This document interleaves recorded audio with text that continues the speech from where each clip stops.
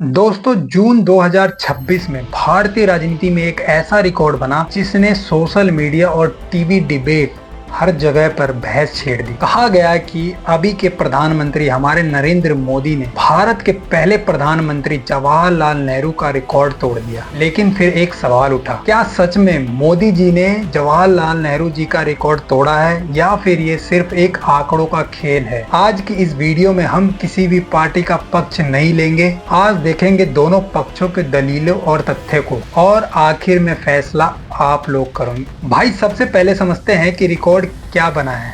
सरकार समर्थकों का दावा है कि प्रधानमंत्री नरेंद्र मोदी लगातार चुनाव जीतकर सबसे लंबे समय तक प्रधानमंत्री रहने का रिकॉर्ड बना दिए हैं।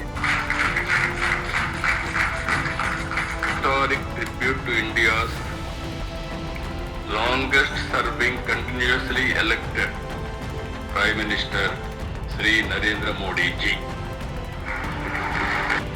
अपने कर्तव्यों का श्रद्धापूर्वक और शुद्ध अंतःकरण से निर्वहन करूंगा। यानी जनता द्वारा चुने गए प्रधानमंत्री के रूप में उन्होंने नेहरू जी के रिकॉर्ड को पार कर दिया है। यहीं से बहस शुरू होती है, क्योंकि विरोधी पक्ष कहता है रुकिए, कहानी इतनी आसान नहीं है। नेहरू समर्थकों का कहना है कि नेहरू जी का कार्यकाल 1952 से गिनना सरेआम गलत है। क्योंकि भारत 15 अगस्त 1947 को आजाद हुआ था। उस वक्त भारत के पहले प्रधानमंत्री बने थे पंडित जवाहरलाल नेहरू। लगभग उन्होंने 17 सालों तक प्रधानमंत्री के पद पे काम किया। उनके समर्थकों का कहना है कि अगर उनके पूरे कार्यकाल को गिना जाए तो मोदी जी अभी बहुत पीछे हैं पंडित जवाहरलाल नेहरू से। और साथ ही में उनका ये भी कहना है कि नेहरू जी ने उस वक्त देश को संभाला जब हमारा भारत गरीबी, विभाजन और अशिक्षा से जूझ रहा था। देश में लोकतंत्र की जड़ें को जमाना था, संस्थाएं बनानी थी,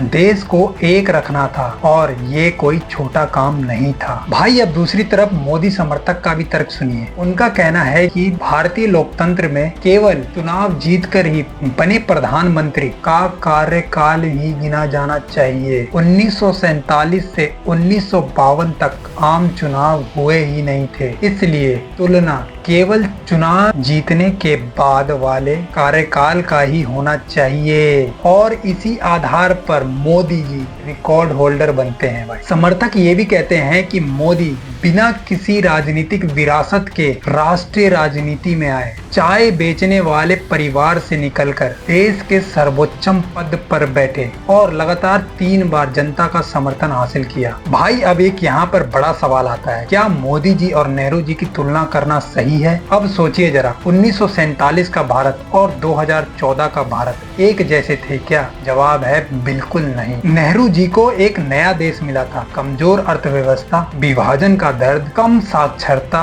और सीमित संसाधन। और दूसरी तरफ मोदी जी को मिला एक लोकतांत्रिक लेकिन बेहद प्रतिस्पर्धी भारत, जहां सोशल मीडिया है, 24/7 न्यूज चैनल हैं, हर फैसले पर तुरंत प्रतिक्रिया है। दोनों नेताओं की चुनौती तो भाई अलग थी। इसलिए कई विशेषज्ञ मानते हैं कि इन दोनों की तुलना करना उचित नहीं है। भाई, नेहरू जी की बात की जाए तो उनके जो समर्थक है वो कहते हैं कि उन्होंने एक आधुनिक भारत की नींव रखी थी, लेकिन जो उनके आलोचक है वो कहते हैं कि 1962 के चीन युद्ध और कुछ नीतिगत फैसले उनकी बहुत बड़ी कमजोरी बताते हैं। दूसरी तरफ मोदी समर्थक डिजिटल इंडिया, इंफ्रास्ट्रक्चर, विदेश नीति और राष्ट्रीय सुरक्षा की बात करते हैं, जबकि आलोचक बेरोजगारी, महंगाई और सामाजिक ध्रुवीकरण जैसे मुद्दे उठाते हैं। यानी दोनों नेताओं के समर्थकों के पास भी तर्क है और विरोधियों के पास भी तर्क है। भाई, असली सवाल रिकॉर्ड का नहीं है, असली सवाल ये है कि भारत को कौन से